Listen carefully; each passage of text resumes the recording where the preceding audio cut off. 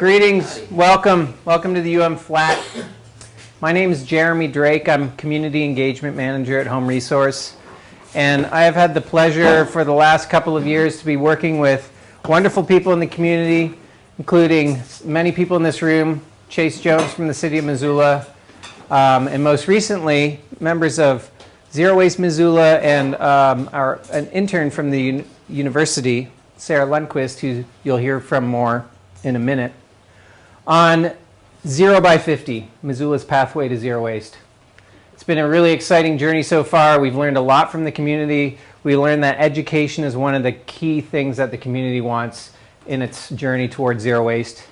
So we came up with this idea, let's put together a series of events where people can learn about the issues of our waste stream globally and also in Missoula. So I appreciate you all for being here. We have MCAT in the house. They're videoing this so that more people who are not in the room can benefit from the wonderful research that folks that have put this presentation together and the people who have agreed to come and talk about the solutions that they're implementing in Missoula. They can learn, more people can learn about all that stuff. So I invite you to silence your cell phones at this time, if you can. And I'm going to pass it on over to Sarah Lundquist, who will tell you a little bit more about what we're going to do here tonight. Like Jeremy said, my name is Sarah Lundquist, and I'm an intern with Home Resource. I'm a master's student in the Environmental Studies program at University of Montana.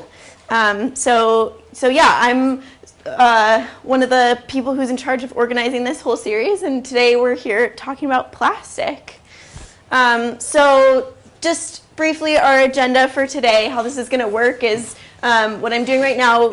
We're welcoming you all. We're having a little agenda overview, and then I'm going to give a short presentation about 0 by 50 in general, and just talk about how that relates to plastic. And then Yupa here, who's been really wonderful in helping me organize this event, is going to go more into depth into the plastics issue and why we chose to target plastic, why it's a problem, those kinds of things.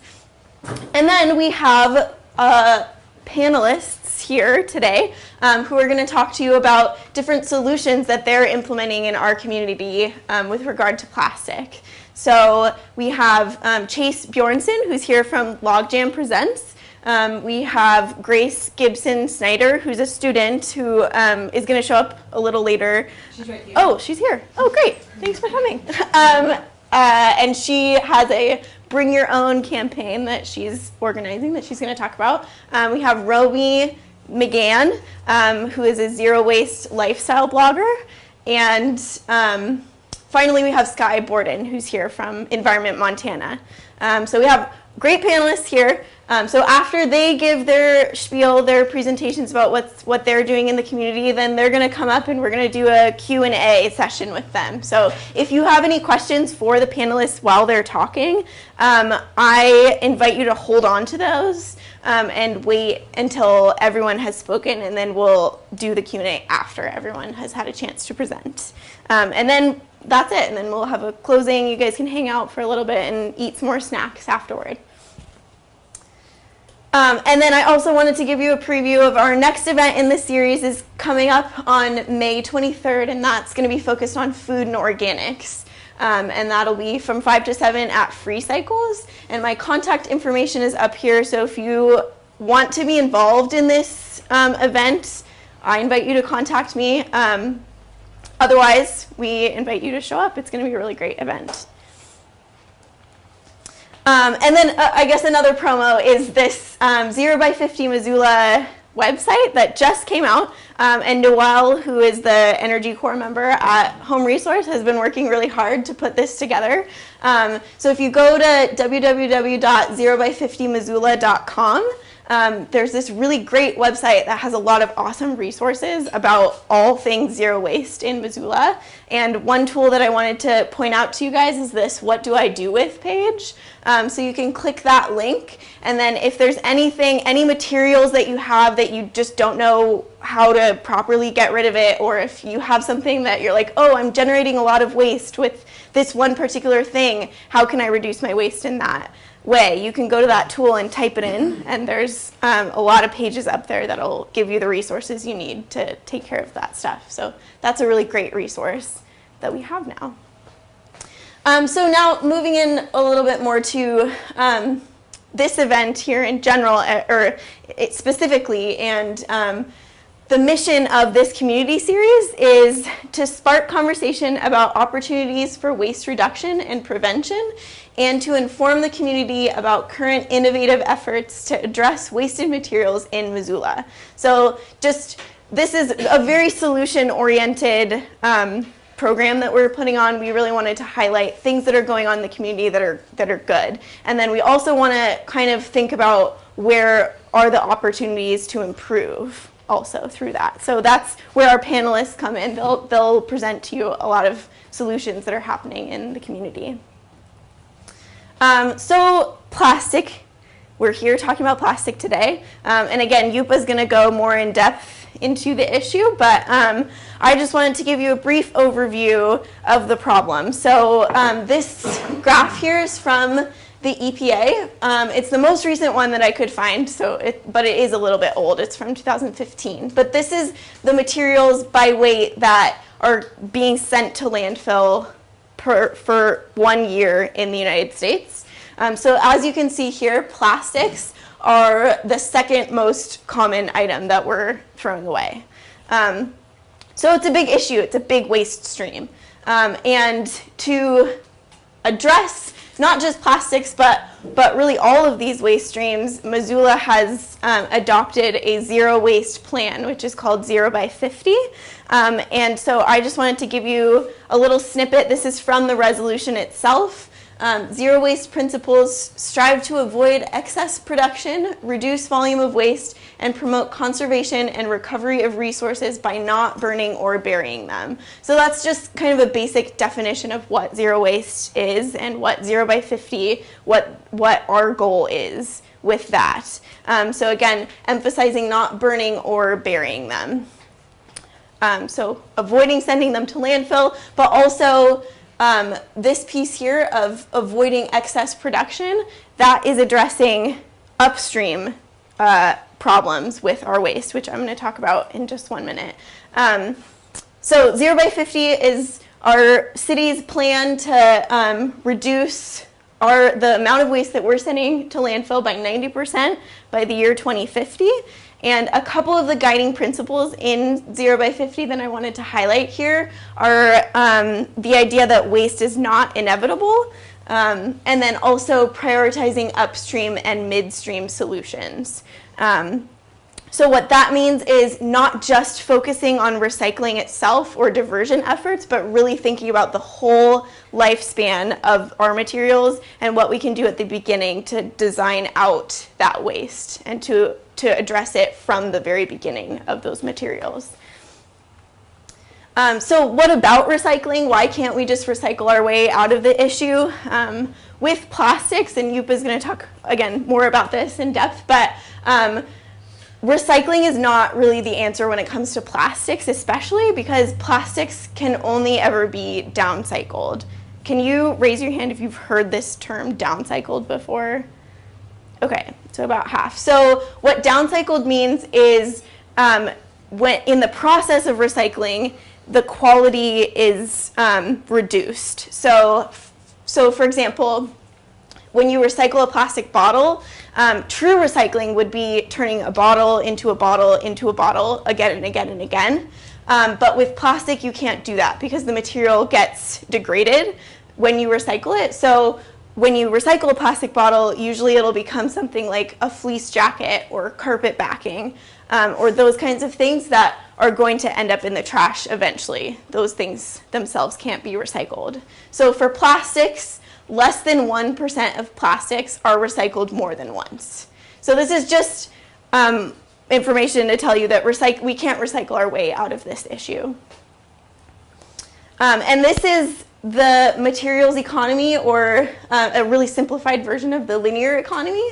And so this is basically the lifespan of the materials that we use day to day in our society. So how this works is we take or we extract materials from the earth, we manufacture them, and then we transport them and use them for a little bit, and then eventually they're going to become waste. So our system is very linear, and what zero waste wants, or what is zero waste is promoting, is kind of moving away from this system to something that's more circular. So again, thinking about waste before products are extracted and manufactured, and just thinking about that aspect of what is going to be wasted in the design phase.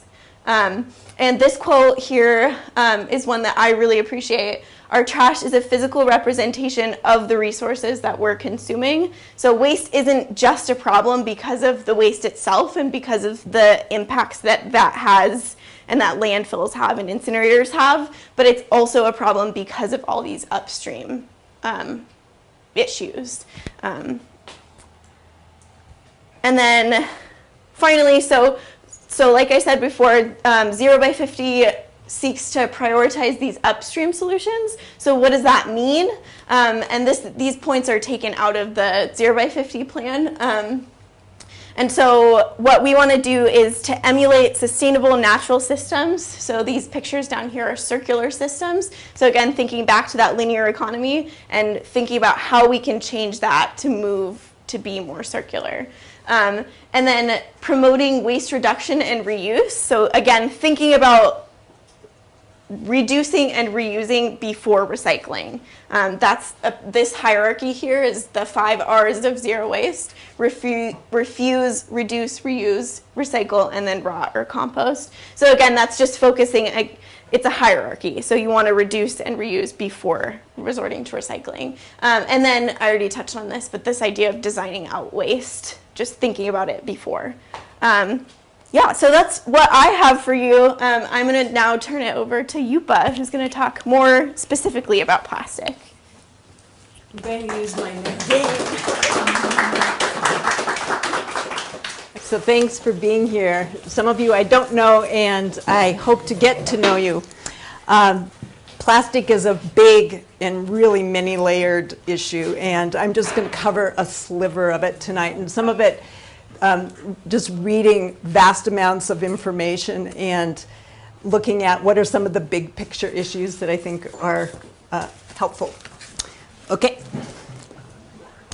So earlier, Sarah talked about, shared the Zero Waste Alliance international definition of zero waste.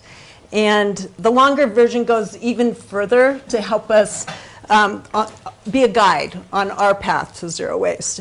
So the conservation of all resources by means of responsible production, consumption, reuse, and recovery of all products, packaging, and materials without burning them or burying them, and without discharges to land, air, and water that threaten the environment and human health. So if we're looking at what do we always come back to, this is our base. And I've found a refrain from one of Pete Seeger's songs that I've also found helpful as a guide. I won't sing it, but if anybody knows it, you can sing it.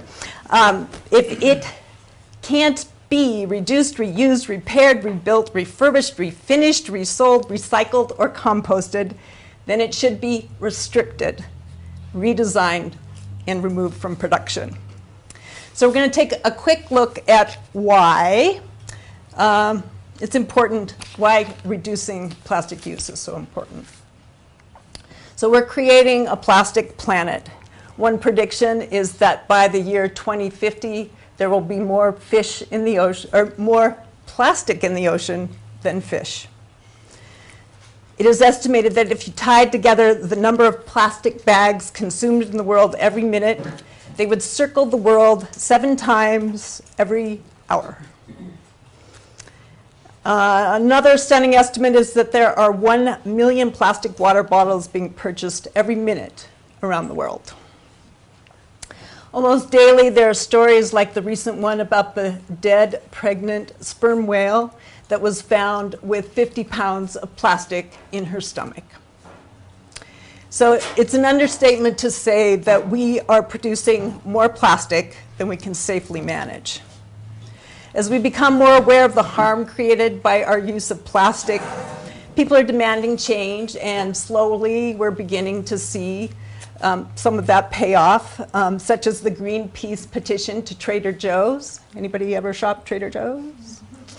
That resulted in the company's commitment to eliminate 1 million pounds of plastic from their store in 2019. That's kind of staggering to think about. Okay. So one of the ways we can support each other's work to make a difference is to share information and action. And that's part of what this series and what Home Resource is doing in the 0 by 50 plan. We can also learn about what has or hasn't worked so well in other places and build our collective knowledge to find solutions. A current opportunity to learn and share is that at the request of citizens, the City of Missoula is studying potential ordinances or voluntary programs that would ban or limit single-use plastic bags at local stores. Hey. So have some of you showed up at council meetings? So it'll be good to hear. But this is an opportunity for us to work together to figure out what's going to work best for our community. A recent report on NPR, and some of you may have heard this, there's research on plastic bag bans showed that some bans increased plastic bag issue because people have been reusing those bags for things like kitty litter and lining trash cans. And so they ended up buying thicker plastic bags when the bans went into effect. So they ended up using more plastic. So information like this can help us anticipate and address potential unintended consequences of our regulations and identify barriers to what sustainable solutions might be. And I look forward to hearing about the project by Hot Springs students to reduce plastic bags in their town. So they made bags from recycled material, and they handed them out. You're nodding?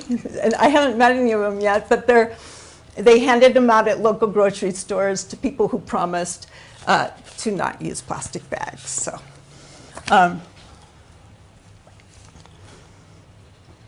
plastic pollutes at every stage of its life cycle, including extraction, refining, cracking, production, recycling, waste to fuel, and landfill. The extraction process pollutes air, water, soil, and taking things from transporting fuels from the mine or well can lead to accidents and spills. The refinement and production process of plastic releases toxins. And these are some of these, I'm going to get into some of these. The fossil fuel industry is producing plastic in marginalized communities like Manchester, Texas, where the cancer rate is 24% higher than nearby Houston. There's lots of problems about end-of-life cycle. I'm only going to talk a little bit about incineration and recycling tonight. Okay. So incineration releases carbon dioxide, contributing to global warming. Burning releases dangerous chemicals and particulates. In addition to the air emissions, pollutants captured by air filtering devices remain concentrated in ash, slag, or wastewater after incineration and leach into the environment through various pathways, including open yards, ash landfills, or use in cement or soil amendments. Like plastic, excuse me. Like plastic refineries, most incinerators are built in low-income communities of color.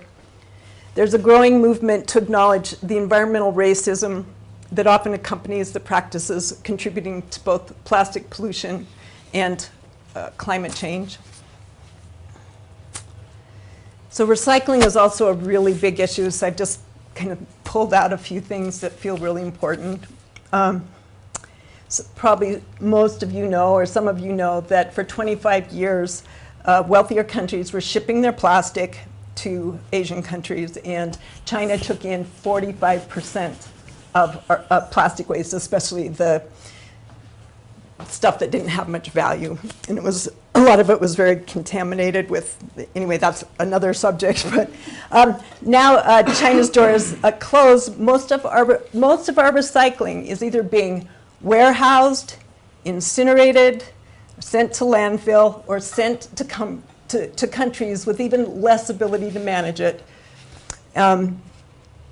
Even the municipalities that are still collecting recycling, they used to be able to make some money from it. Now they're losing money. So that is getting smaller and smaller and smaller. Virgin plastic is currently cheaper to use than recycled plastic. So there's not a lot of incentive to use recycled plastic. On a related side note, clear number 1 peat and opaque number 2 are being recycled, and they can be taken to Broadway Recycling Republic. You have to take the caps off, and Home Resource is collecting the caps for a future mural project. So save your caps. Tell your friends to save their caps. Take them all to Home Resource. So those number 1 and number 2 plastics, they have to be clean. When I was there last week, I was looking down and there was all these slimy lettuce boxes. So if the plastic isn't clean, the risk that the whole bin will be taken to the landfill. So help people know that. It's, you know, if people have made the effort to take it to the recycling, make sure that it can actually get recycled.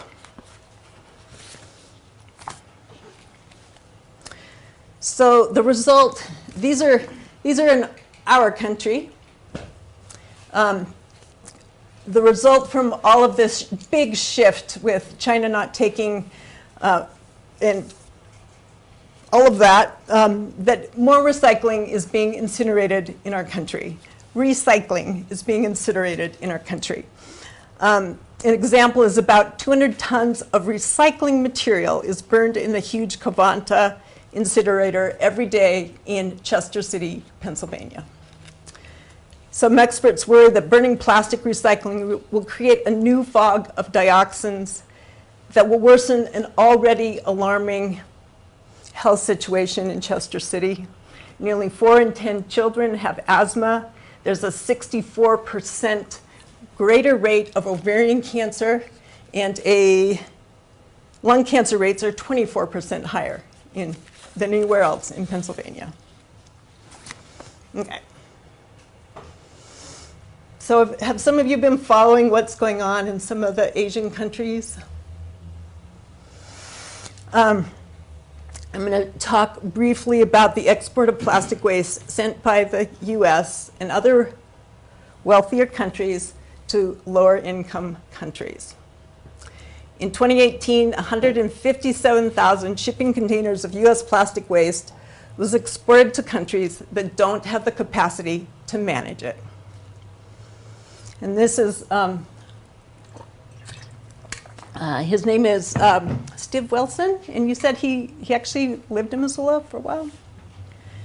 He's the campaign director for a great organization called The Story of Stuff. They have great little videos that are really concise and very accessible. So he's describing here what happens in some of these countries. He said places like Surabaya, Indonesia, are at the end of the line for plastic from all over the world. To get rid of the onslaught of plastic, it's openly burned or used as fuel in local neighborhood tofu factories. The ash is full of toxins and is dumped without control, often adjacent to rivers and rice fields. The unfiltered smoke from hundreds of stacks goes straight into the air. And when illegal factories sprang up around Jenjerome in Malaysia, there's this group of villagers, and there's a great, on the Working Toward Plastic-Free Facebook page, I post some of these links, but there's a great video of them fighting back. And their efforts actually have helped lead to a permanent ban of waste by 2021. And imports to Malaysia have dropped. The trouble is that every time a country's somewhat successful in managing or regulating, it gets pushed into a country with even less capacity. And many of these countries do have trouble regulating even the bans that they can make. Just found this out in early May. Governments around the world, so that's pretty soon, will meet in Switzerland for a vote on international rules to help force wealthy states and corporations to treat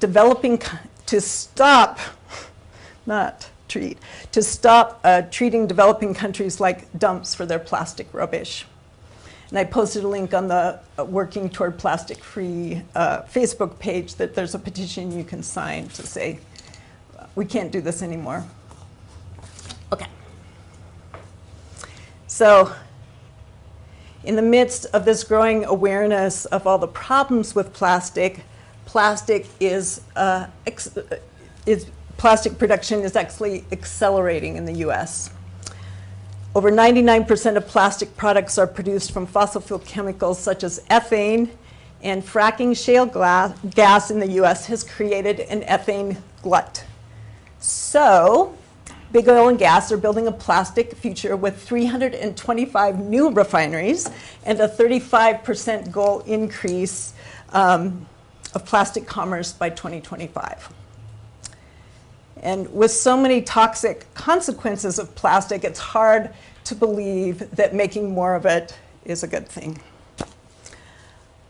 Actions demanding change are also accelerating. People like us all over the world are demanding change. This is Plastic Monster, a Greenpeace initiative that is asking for producer accountability. So that's something that a lot of people are putting effort into, saying these big corporations need to take the responsibility. So these monsters showed up all over the world. This one's in front of the, I think, the Swiss headquarters for Nestle. So the Global Alliance for Incinerator Alternatives, which is a fantastic organization, just came out with a new report.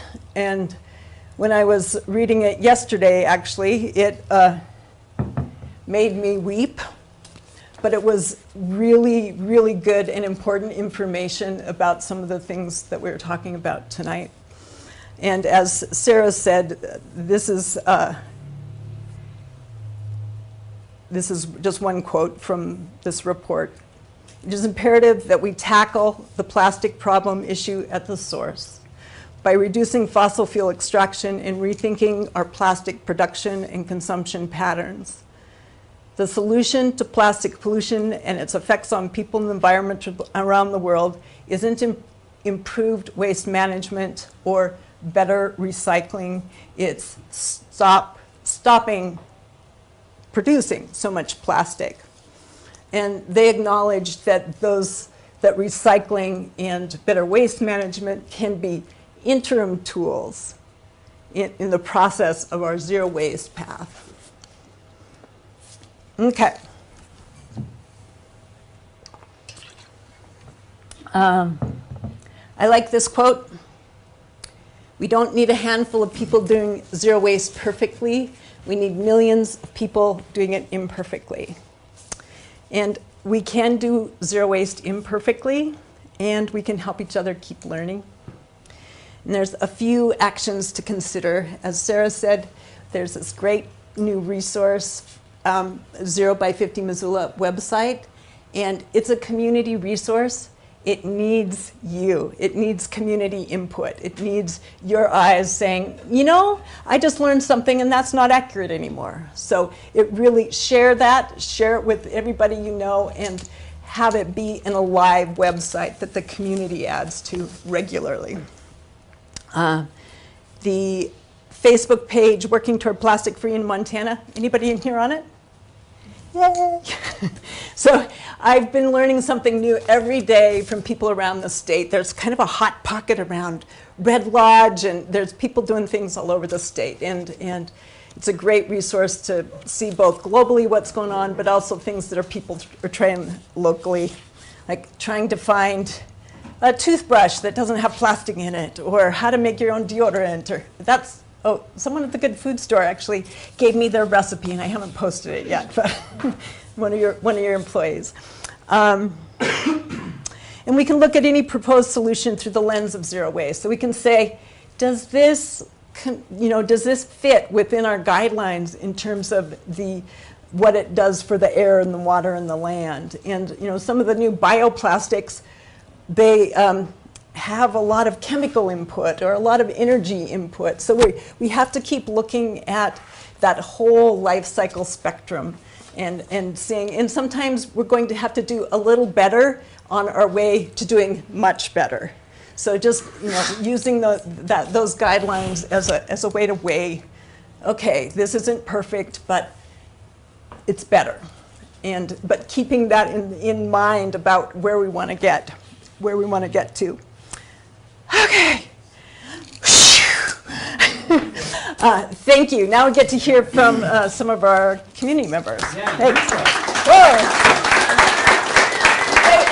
Thank you for your patience with a lot of information.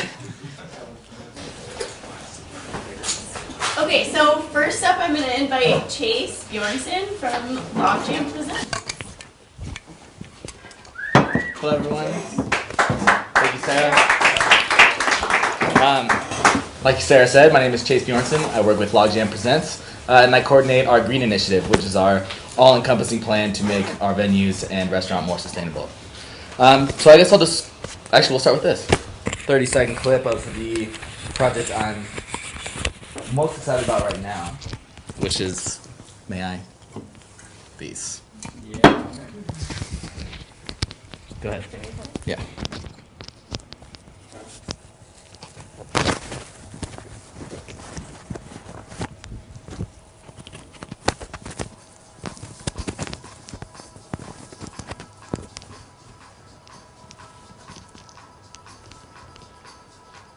So this is just a video of these Alumitech bottles being filled here in Phillipsburg with locally sourced water in these aluminum water bottles, which is the final phase for us for eliminating single-use plastic served in our venues altogether, which is something I've been working on for more than a year now. Yeah, so pretty excited about that. We're just rolling those out right now. Like a month ago, we just, at Chase Rice at the Wilma, that was the first time we had them on sale, and they just finished production about, month and a half ago. So yeah, I guess I'll just go over the big picture of how it's all gone in the last year and a half and how it all started. So one thing I respect about Logjam in North Dakota is that with a lot of these companies, it comes down to money or doing the right thing. And doing the right thing is often extremely expensive. Like for instance, these bottles add $85,000 to our expenses in just a year. So it's not cheap to be sustainable, but it's really awesome work for a company that actually cares about being sustainable. So he gave me the task of just making our venues green, super open-ended task. So I put together a multi-phase plan called the Green Initiative, which we're still actually in phase one. We're just wrapping up phase one now with rolling out these.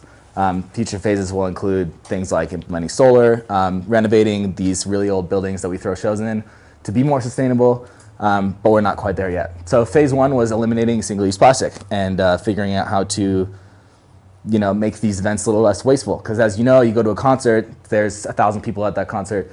Those 1,000 people drink 2 drinks. Historically, those drinks are in a plastic cup, 2 straws in each. You have one place to put it, and that's in a black trash bag landfill. So the first thing we did was implement recycling and composting in all the venues. And then that was right around the time that Sean Doty started doing Missoula Compost Collection. I don't know if you know him. I'm sure you do. He's fantastic. So I started working really closely with him to just find products that actually are compostable. There are a lot of things out there that say they're compostable, and they are not. So we actually had to get a lot of samples, work with tons of different companies to get these products, put them into Garden City Compost, see if they actually did compost. And that was a whole trial and error process for a few months. We ended up landing on these various products that are industrially compostable. That is the single-use cups that we use, the dining stuff like the cutlery, the cups, the plates, the to-go containers, all that stuff. Once we had all that solidified, it was just implementing composting on a really broad scale. The big task was Kettle House Amphitheater. How do we make that work with 4,250 people going to 20 concerts in the summer. And then once that was all wrapped up, it was really just the water bottles. We sell thousands of water bottles, hundreds of thousands of water bottles in a year. Those water bottles historically were ending at the landfill and then into the recycling. And then at the same time, that's when China announced that they're not going to take the plastic anymore. So then it was obvious that that's probably not being recycled. My theory is that all the plastic that we're recycling is ending up compacted into a cube. And actually, this has been verified by people who actually are in recycling. Shipped over to Seattle, put into an Indiana Jones type warehouse where it sits indefinitely like the Ark of the Covenant. And that last scene of Indiana Jones where it zooms out all slow and ominously. So really wanted to target the plastic water bottles. So that's just like something we sell a ton of. Every artist requires cases and cases and cases of plastic water bottles. So I started looking at a lot of different options for compostable water bottles, and believe it or not, there's not a lot of options out there. Someone should jump on that if they can. There are a bunch of companies that said they had something that would work, but it turns out it was like, some of the samples we got were hilarious. So it's like a nice looking, paper looking water bottle, and then you peel the paper off, and it's a plastic water bottle. Or like a waxy lined, box water is better. It's just like a waxy carton, basically. A lot of things that say they're more sustainable, and they're really not. So anyway, then it crossed my radar through the help of other Chase Jones, wherever he's at, and it was Phillipsburg Brewing. They, if you know Phillipsburg Brewing, they put all their beers into these Alumitech bottles that have the lids on them. Great for the rivers, skiing, what have you.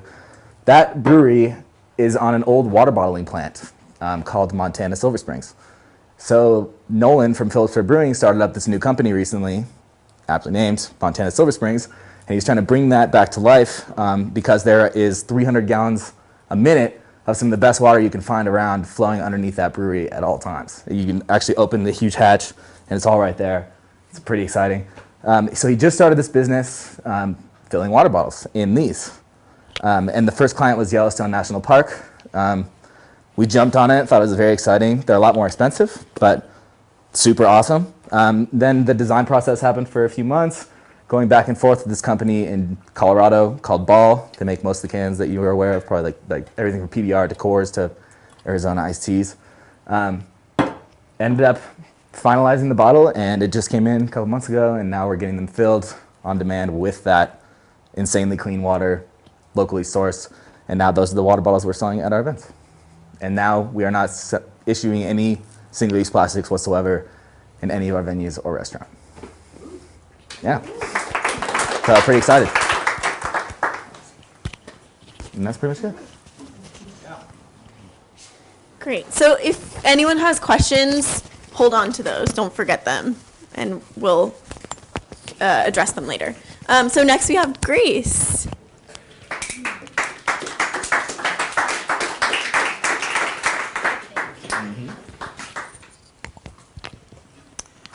Okay, let me.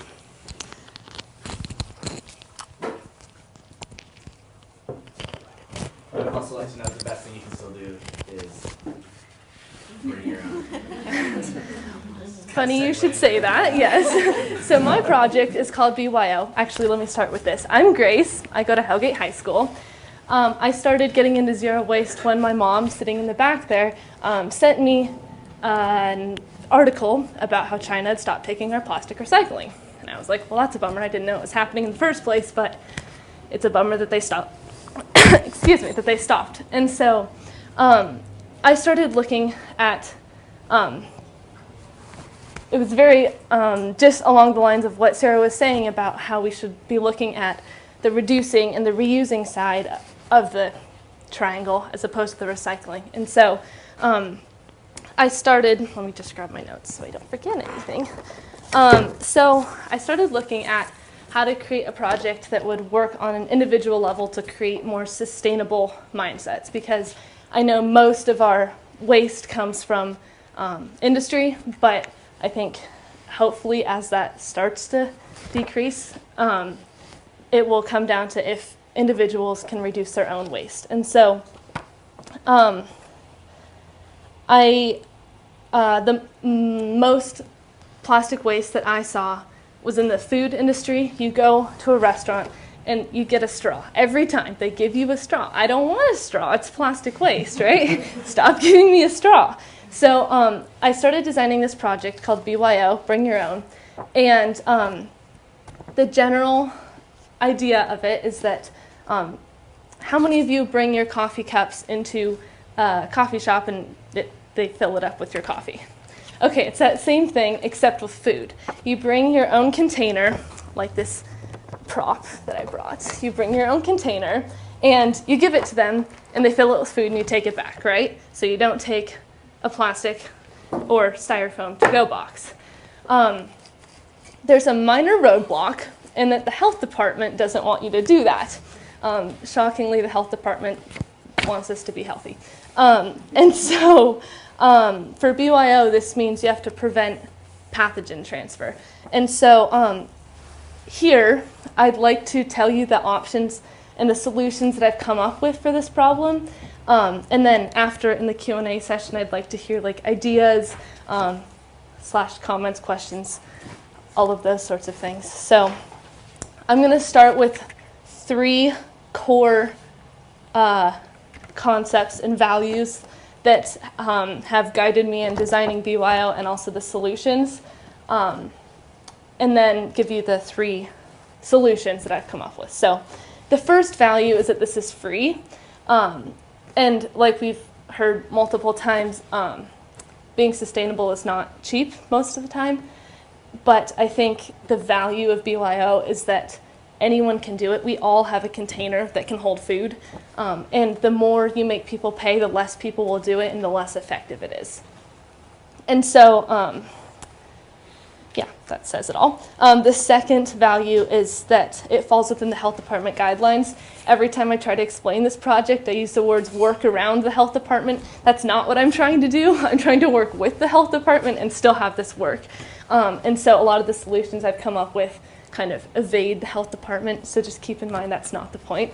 And third, I want to keep the intention of this project eco-friendly. While you're trying to, it seems obvious, but while you try to reduce plastic waste, waste increases in other areas. So, for example, one of the solutions, which I'll get into in a minute, is sanitation. But the 2 main ways to sanitize things are heat and chemicals. And the heat is through water. So if you do either of those, you're using extra water or chemicals, neither of which is good for the environment. That is already something people have been doing, and it's definitely, I would say, better than plastic, but ideally that wouldn't happen. So the challenge for BYO is each restaurant, business, they're all very different. Something works better. Some different things work best for each restaurant. And so the challenge is trying to facilitate a cohesive program so that both customers and restaurants know what to expect when they go into this situation trying to reduce the plastic waste. I have 3 potential solutions. Like I said, there's sanitation, heat or chemical. There are specifics, like if you do manual sanitation, it has to sit in hot water for 1.5 minutes and then air dry, or something very specific. And I don't know off the top of my head, but I do have that information if anyone's interested. My second idea is kind of my personal favorite because I think it's pretty simple. So I'm going to use my props here because I brought them. So I call it the transfer table. So as you go into the restaurant, and you order your food, right? And you give your container to the cashier, and that cashier puts it on the transfer table, which I've been talking to Michael at the health department about if there are certain regulations about if a area where you put the containers has to be a certain distance away from the kitchen, or if it has to be blocked from pathogens. We're still working the details of that out, but the concept is you put it on the transfer table, and then they have your order, right? And you go over here, and the food is cooked, and then the food is put into a transfer vessel, and the vessel is brought over here, and your food is put in your container. So in this way, the container never goes into the kitchen, and the kitchen stuff never comes out of the kitchen. And so I'm also thinking that you're still using the same amount of water. You're not increasing because this plate would have had to be washed anyways. Does that make sense? Okay, so that's the second idea, the transfer table. The third is the most complicated, and it has its own acronym. I call it BIB, B-I-B, for Bring It Back. So this is based off a program in Portland called GoBox, where I'll tell you their version, then I'll tell you my version. So in Portland, all the participating vendors have boxes. And their customers get their food in the boxes. They eat their food, and they return the boxes to drop stations. Most of them are in the office buildings downtown. And the owner of GoBox then bikes around and collects all the boxes and brings them to a central washing station and then redistributes them. My version is hopefully, its end goal is to be a little less complicated than that because I'm in high school and I don't have time to bike around and collect boxes. So in my version, all the participating restaurants and businesses, they still have their boxes. And so then the customer, takes their food, eats their food, and then brings the box back to one of the participating businesses where it's washed and sanitized and then reused. The issues with this, the cost of the dishes, I'm hoping it would be possible to get a grant, donations of some sort so that, again, to keep it free so individuals don't have to pay. But there's still, you have to consider that people lose their dishes. It's inevitable. I know I would lose a dish. And they wear out, and hopefully participation increases, so you would need more. So that's one issue. And the second issue is redistributing them, keeping the balance even between the restaurants. Unless one of you wants to volunteer to bike around. So you would like to? Okay, I'll hit you up on that. Those are my three options. That's pretty much all I have for my presentation, but during the Q&A or after, or if you want my email, I have business cards I made on sustainable paper, so if you want some of those, let me know. Yeah, I'd love to talk with you guys about ideas you have. So thank you.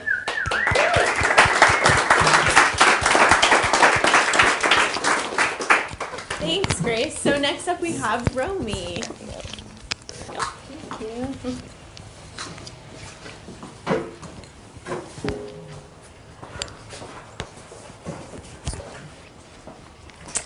Hi everybody, my name is Romy McGann, and I was born and raised in Montana, and I have 4 kids, and I started doing zero waste-ish, like minimal waste, about 3 years ago after my mom gave me a book by one of the mason jar zero wasters who.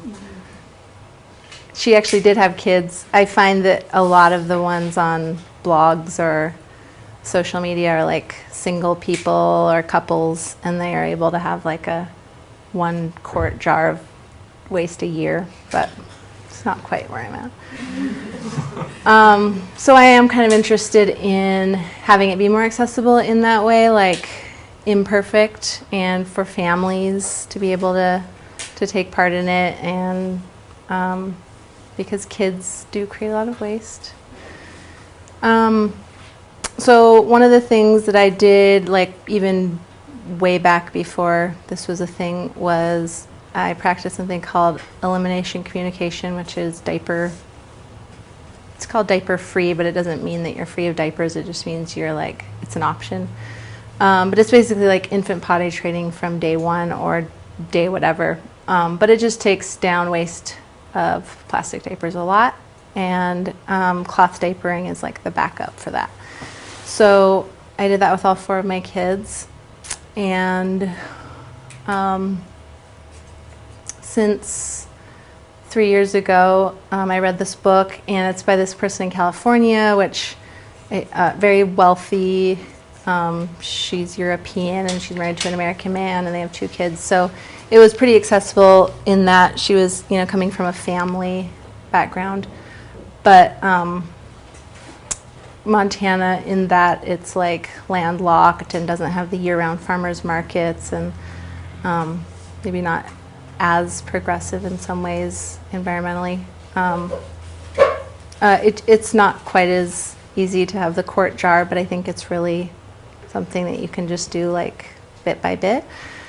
And so I think one of the first things that we did was just like really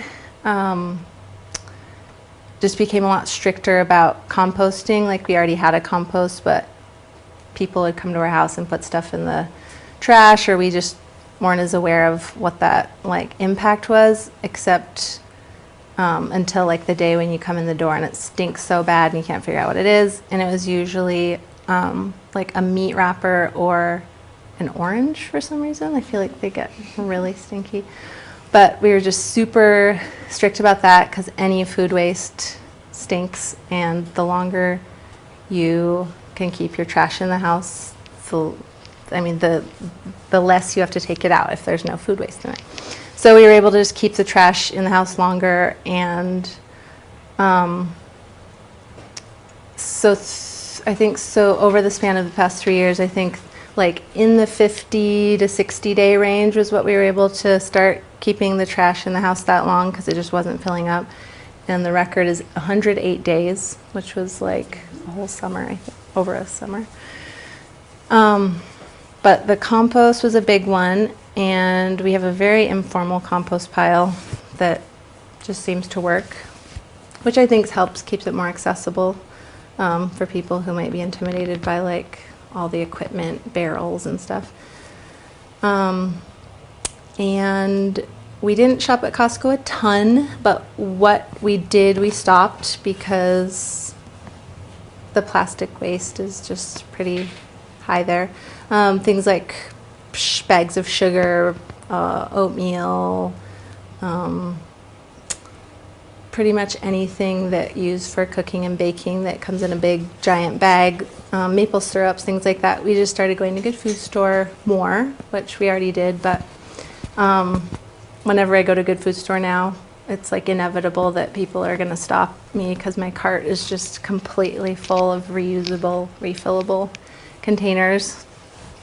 And so we just bought everything that we could out of the bulk section, even within Good Food Store, where you can go to the aisles and find like the pasta in the package or the maple syrup on the shelves. We just started getting it in our jar and reusable bags for produce or no bag.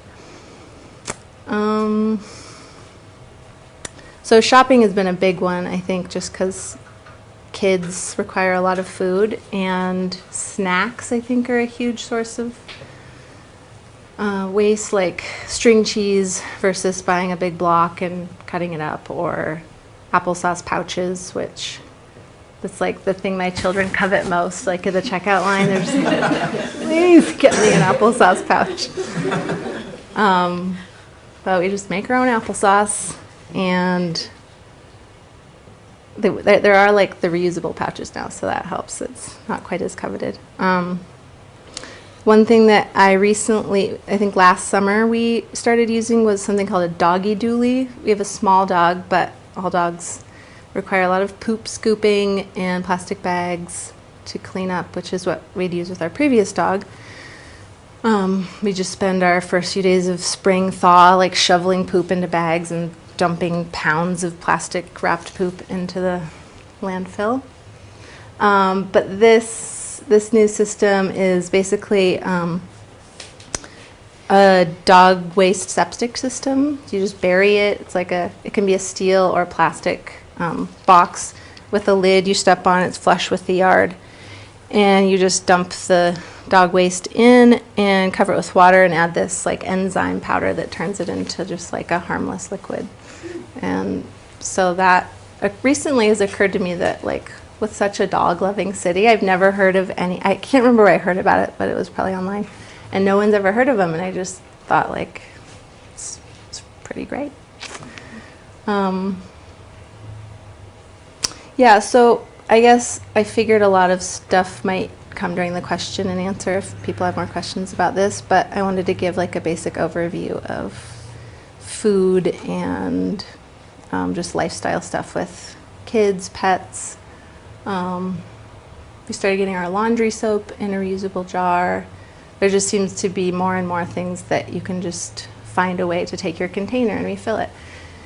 And I was really excited to hear what Grace was talking about, because I'm definitely one of those people who's always trying to interfere with health codes at restaurants. And I'm thwarted, but other places, like some places are very welcoming of it, and I often just bring my own containers for leftovers.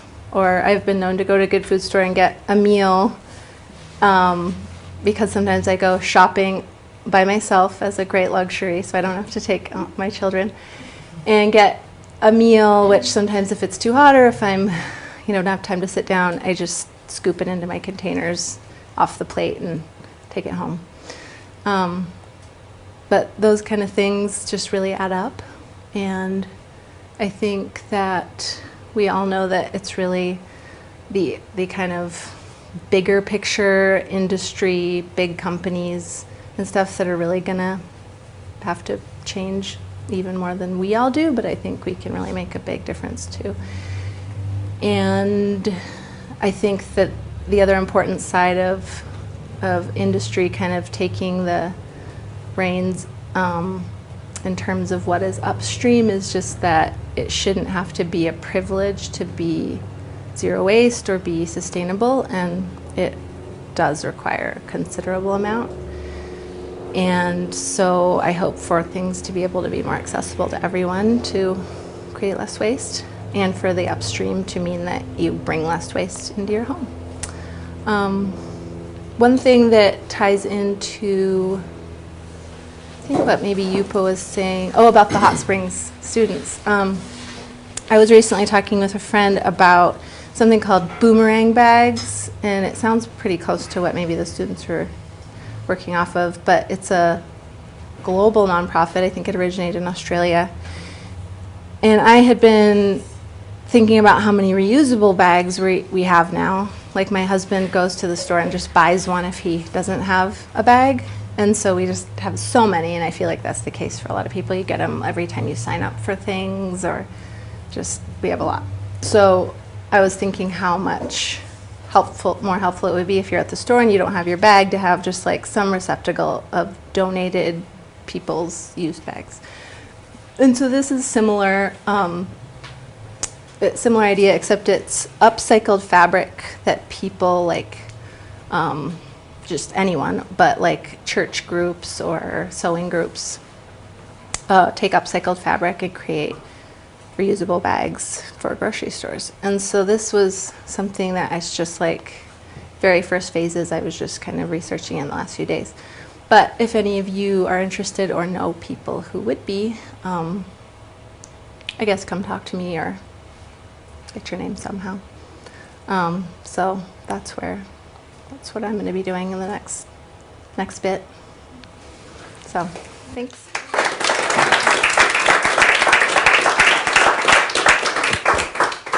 Thank you. All right, so last but not least, we have Sky Borden here from Environment Montana.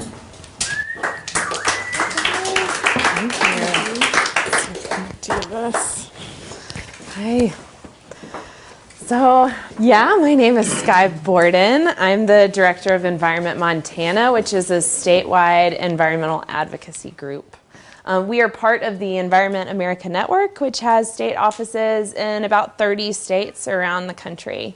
And starting last year, we all banded together to launch a campaign that we call Wildlife Over Waste. And that's our effort to promote policies at the local, state, and federal level that reduce single-use plastics. So just recently, we were spearheaded a couple of different campaigns that are waiting on some governor's signatures to ban styrofoam takeout containers statewide in Maryland and Colorado. Heck yeah. And I think a number of states are going to start, we're going to start pushing policies at the state level to reduce the plastics that people are allowed to ship into the state to end consumers. So Amazon, for example, requiring them to reduce the plastic that they ship into a state. we're going to see how it goes. I'll let you know after the next legislative session. But the basic idea behind this campaign and all the work we're doing is that nothing you use for a couple of minutes should be able to pollute our environment for 100 years. And that's exactly what plastic does. If I go outside and I drop a cigarette butt on the ground, that's going to persist in the environment 1 to 5 years. A plastic bag is 2 to 6 weeks. A styrofoam cup is 500 years. And I say that, but like, I feel like we need to like marinate on that for a second. Like, our country is less than 250 years old, and a styrofoam cup will last 500 years. And what the cup does in its life cycle, it doesn't just hang out in its cup form. It breaks down into tinier and tinier particles that persist in our environment.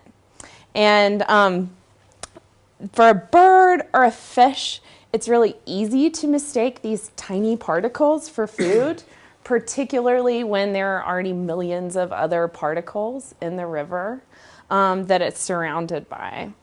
And when an animal ingests that plastic waste, it can block its digestive tract and cause it to starve. Now, scientists are still documenting the scope of this problem, but the information that we have is pretty alarming.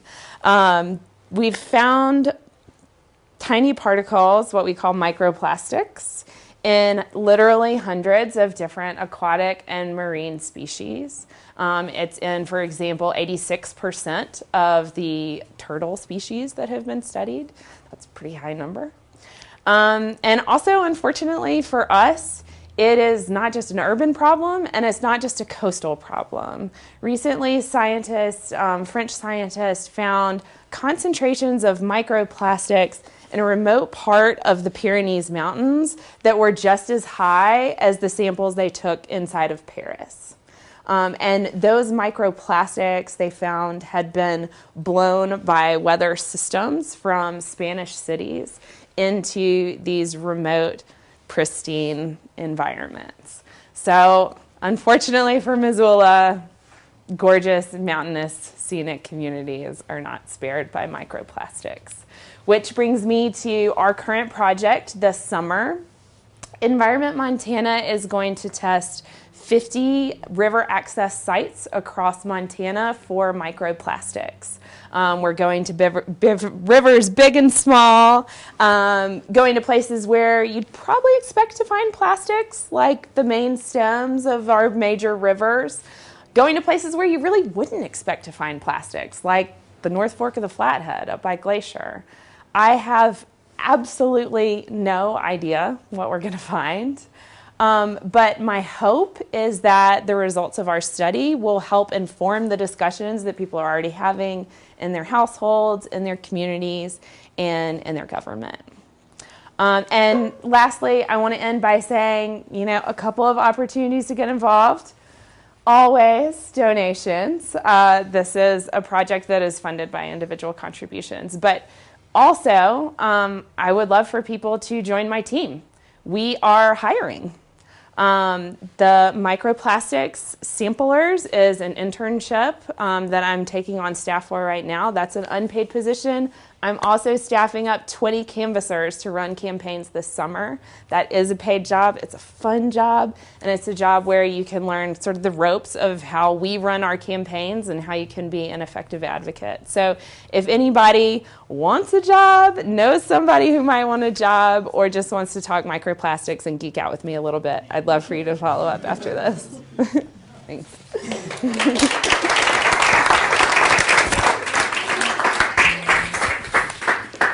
Right, so now we're going to do a Q&A session. So I'm going to invite all the panelists to come up again. If you need a break, too, feel free to go grab some snacks and go run to the bathroom. But our panelists are going to be here for, what time is it? We'll be here probably for another half hour or so. So let's take advantage of all our great panelists being here and ask some questions.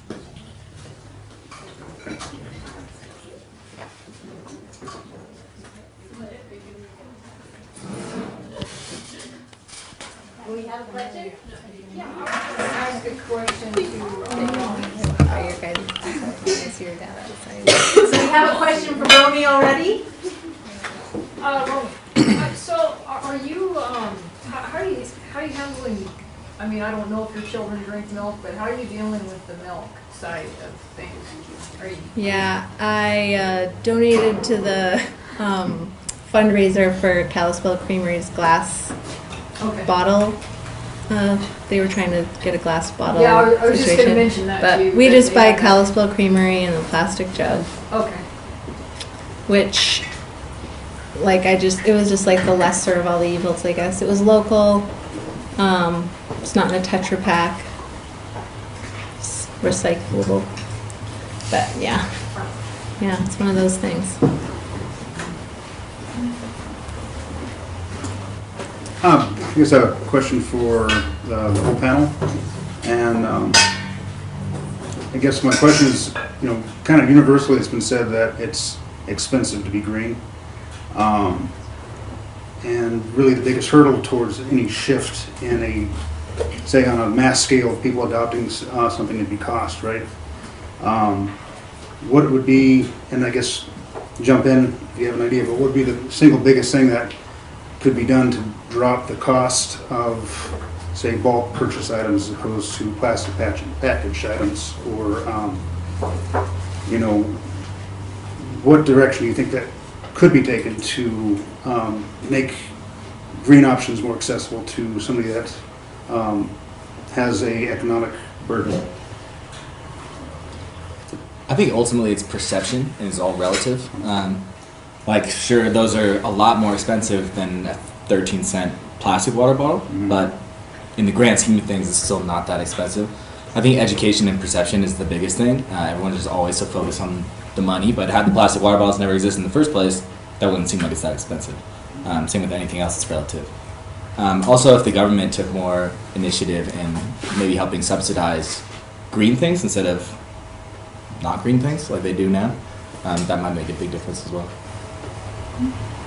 Yeah, and I think from the aspect of just family too, for shopping, I think there actually can be a lot of savings in buying in bulk, and part of the privilege part is that if you have the space for the containers and if you have the time to shop like that, and if you have the money to buy the type of kitchen appliances that you need to cook things from scratch rather than buying them in cans or in plastic, it does save money in the long run, but there is kind of that aspect of having to have the upfront, spending more upfront sometimes.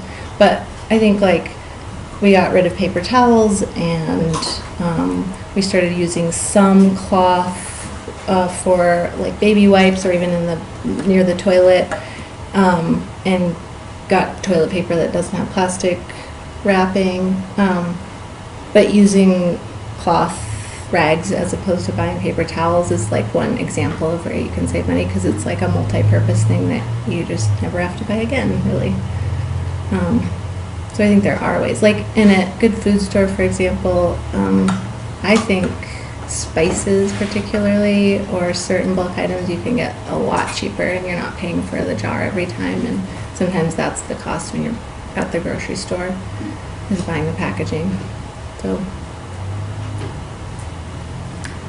I think also from a policy perspective, there are some arenas where the market is already risen up to meet the need to replace plastics, and there's some where it's harder, right? So, one of the reasons why my organization leaned in hard on styrofoam takeout containers this year was that the market had already provided better alternatives. They were cost competitive, and it was well, if they're better and they're just as cheap, styrofoam is stupid, let's get rid of it. I think when there are easy ways that we can act, we need to lean in hard on it, and then create situations where the market can meet for the other needs. But to prioritize the things that won't have a disproportionate impact on folks, for sure.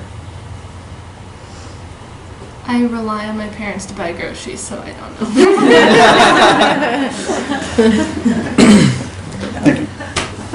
And just a higher demand for it too. Like if people are asking for more things in bulk, then it won't be as expensive or such a premium. So that'll help.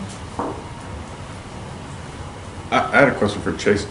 Is this something that you're contemplating accepting return of for re-sanitization and reuse rather than just seeing it as something that goes back into the recycling? Yes, so that was something I meant to touch on, and when you're speaking, you just kind of forget some things. But the other part of our whole campaign was the reusable containers that we're selling, and that we're letting people also just use. So you can bring your own containers and we'll fill them, or we also sell like beer pints that are in a steel clean canteen that you can put your beers in and such.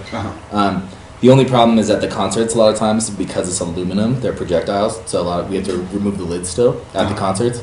But in this fashion, like right now, there's a whole box from right back there if anyone wants them. You can certainly bring those. You just have, they have to be empty, but we have fill stations in all the venues in the restaurant, and we do absolutely let you do that. Yeah. And we push for that. Ultimately, the best thing you can do still is reuse. But this is to replace the plastic water bottles. It's I was just the uniform answer for. The best thing you can do is still. Do you mean the top hat? Is that what you mean by the restaurant? The top hat's the restaurant. Also, just the catering operations at the Kettle House Amphitheater and things like that. Piggyback on top of that. Is this particular container something that can be commercially reused, or is that something you'll just have to reuse yourself? That's something, well, I guess, what do you mean by that? So, for example, the first in the series was the glass recycling that you were seeing over at Bayern Brewery. Is that something that we can, the lid probably isn't reusable, but is this something that can go back into Phillipsburg and get refilled and resold? That's what I meant to ask. Gosh, failed to properly. I think it probably could. That would be more a question for Phillipsburg.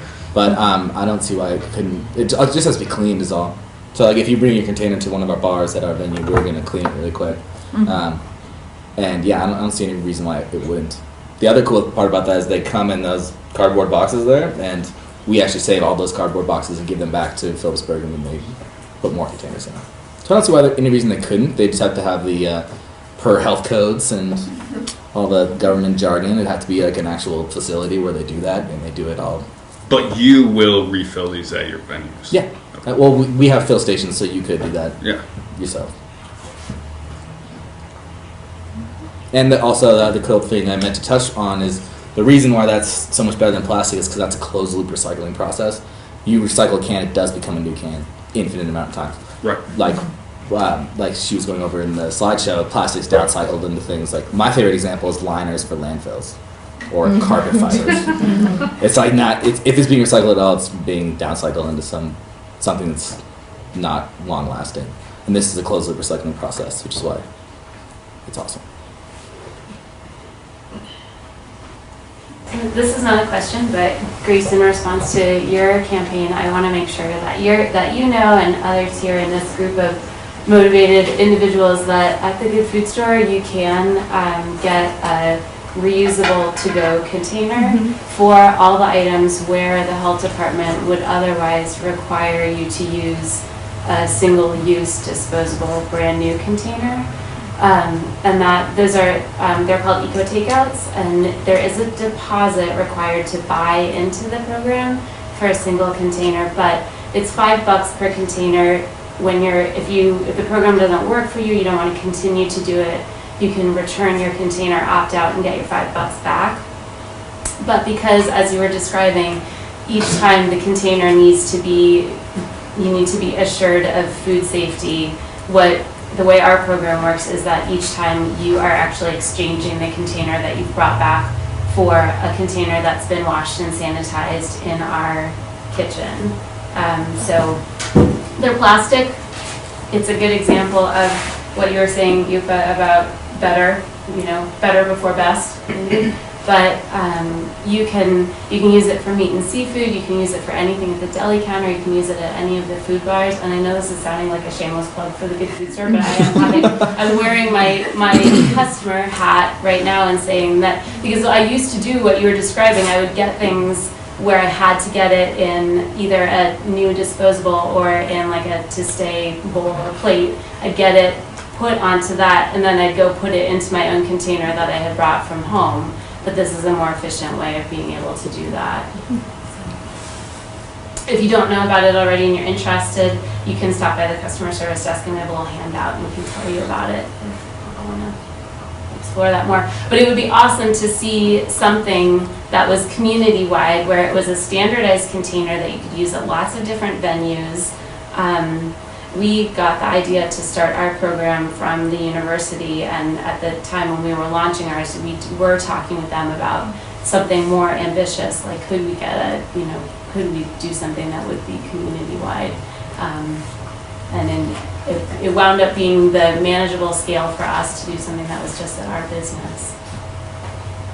Yeah, that's really cool. Yeah, that's the goal of BYO, is to make it community-wide, but you guys are well on the way there, so well done. It's so cool what you're doing. That's great. Yeah, thank you.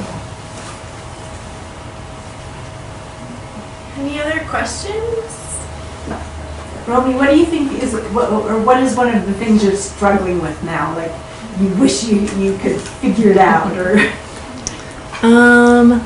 I think things like the plastic milk jugs are a big bummer. Things like Tetra Paks not being recyclable. I mean, there's so many layers of things within them that I think that's just tricky in and of itself. I guess a lot of the stuff I think comes down to what is going into my trash for landfill that I wish wasn't, and unfortunately a lot of it, the option would be recycled, but like if you pull back from that, ideally it would be, I mean, I don't know, like for ice cream they come in cartons and the wax carton stuff's not recyclable, so it goes in the trash. Or you could get it in plastic that then you could reuse, but only to a certain extent. But a lot of the stuff that like my day-to-day revolves around is like household stuff, food, and I think when I see what's in my trash. Another thing is free things that people give kids that break or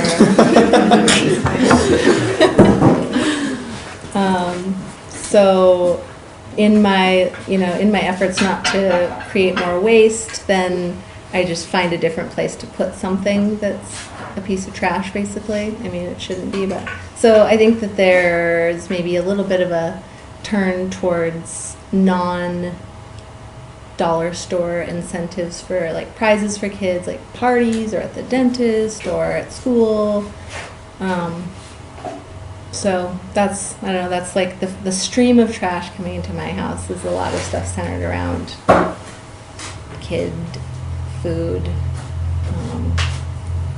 Laundry's been helpful because you can go to the fill stations for Kelly Green and just fill a jar of laundry soap, and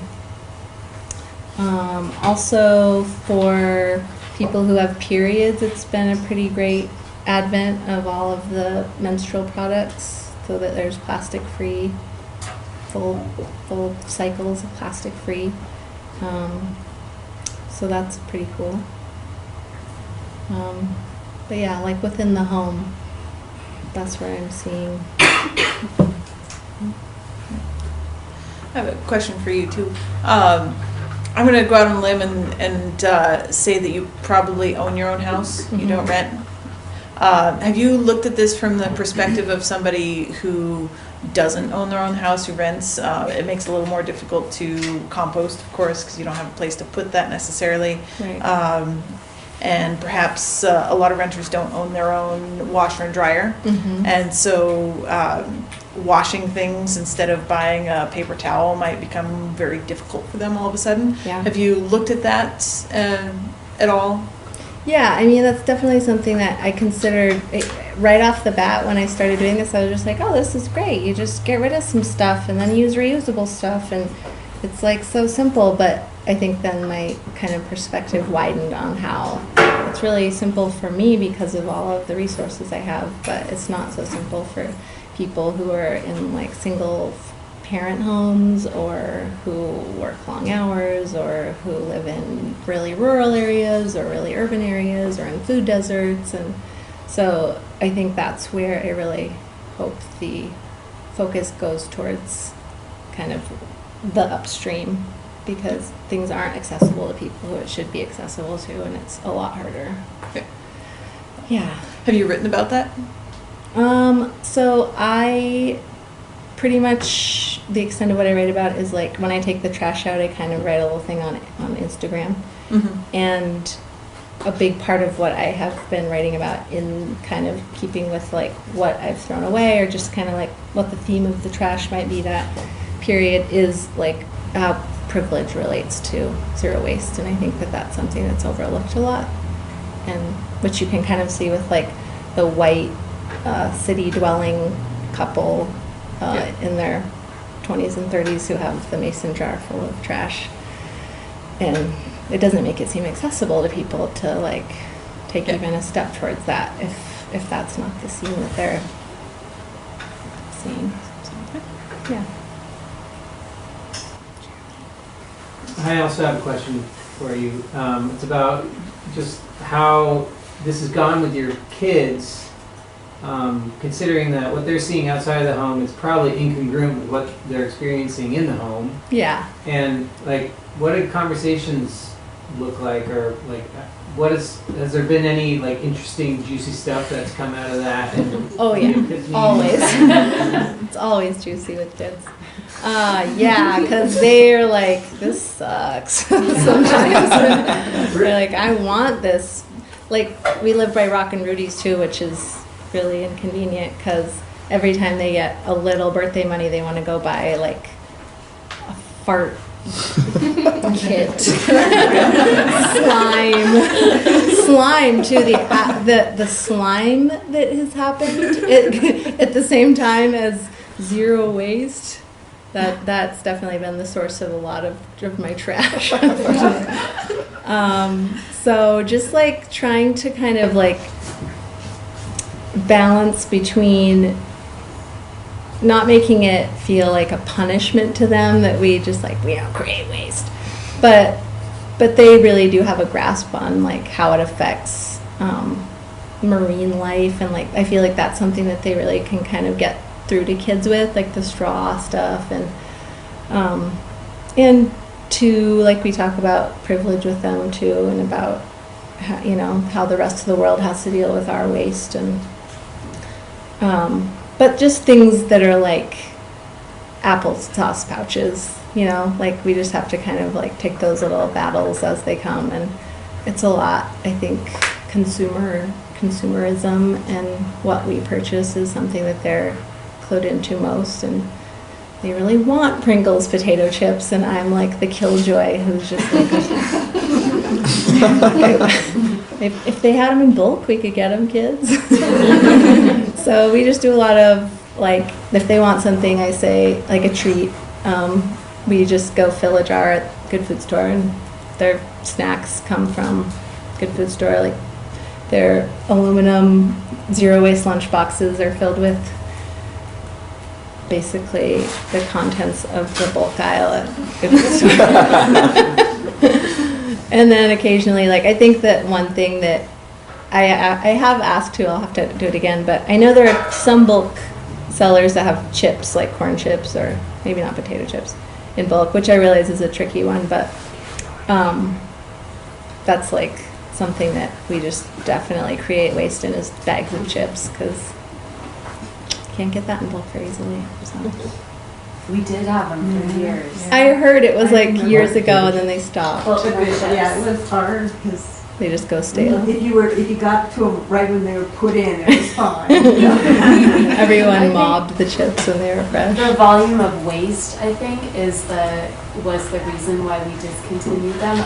I'm not entirely positive. That makes about sense. That, but I know there was a large volume of waste, which, I mean, that's a factor in the discussion too, because food waste, any food waste represents wasted resources upstream as well. But I'm taking notes. Yeah, I don't know. It might just be me. I might buy all the bulk chips in Missoula. I don't know if anyone else has a demand for bulk chips. We were just talking about bulk applesauce too. Oh, yeah. Because applesauce Yeah, is bulk also jam. the vein of my existence. Yeah, I feel like that's another, like, it's pretty great. We live in Missoula. We have apples at, pretty easy to get apples and make your own, but not always. And that would be cool. Bulk applesauce. People need to ask for what they want, where there's a void. Yeah. Ice cream in bulk. There you go. I made notes about that too. There you go. I think that's really important. If we all start asking for things, some stores will be responding to that.